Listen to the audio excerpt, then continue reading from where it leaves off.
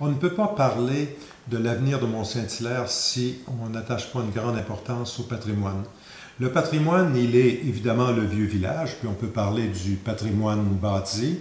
On peut parler de l'église Saint-Hilaire qui est en quelque sorte au-delà d'un lieu de culte, que c'est un musée pour Osias-le-Duc. On peut parler de l'école Sacré-Cœur.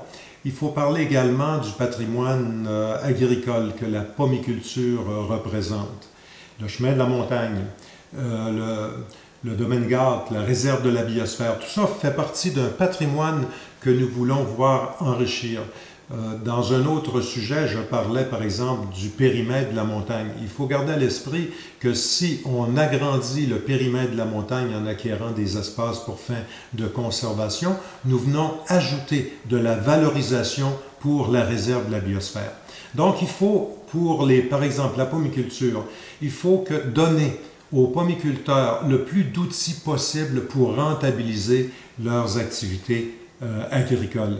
Et ça, il faut avoir un réflexe d'aide et de faciliter la survie de la pomiculture, évidemment de valoriser aussi le vieux village. Nous travaillons avec des citoyens, il y a de nombreux comités qui existent et nous écoutons la population et le résultat va être de très haut niveau.